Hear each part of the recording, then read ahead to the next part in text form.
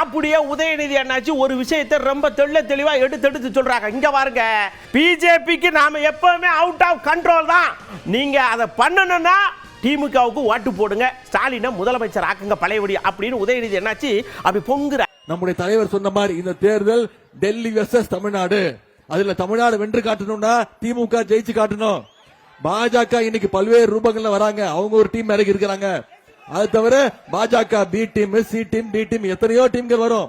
எத்தனை டீம் வந்தாலும் தமிழ்நாட்டில் சாம்பியன் திமுக தான், நம்முடைய தலைவர் தான் அப்படிங்கறத நீங்க நிரூபிச்சு காட்டணும். செய்வீங்களா? நாம மீண்டும் ப்ரூவ் பண்ணணும். தமிழ்நாடு என்னைக்குமே டெல்லிக்கு அவுட் ஆஃப் கண்ட்ரோல் தான்.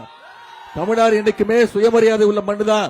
இங்க அடிமை கூட்டத்திற்கு அனுமதி கிடையாதுங்கிறத நீங்க ப்ரூவ் பண்ணணும். செய்வீங்களா? உங்களை எல்லாம் அன்போடு கேட்டுக்கொள்கிறேன், பண்போடு கேட்கின்றேன், பாசத்தோடு கேட்கிறேன், உரிமையோடு கேட்கிறேன், உங்கள் வீட்டு பிள்ளையாக இருந்து கேட்கிறேன், இன்னும் பெருமையா பூரிப்பா சொன்னா தலைவருடைய மகனாக இருந்து கேட்கிறேன், டாக்டர் கலைஞருடைய பேரனாக இருந்து கேட்கிறேன். உதயசூரியன் சின்னத்திற்கு வாக்களிங்கள். அண்ணன் பழனியப்பன் அவர்களை அதிகமான வாக்கு வித்தியாசத்தில் ஜெயிக்க வச்சு சட்டமன்றத்துக்கு அனுப்புங்க. செய்வீங்களா?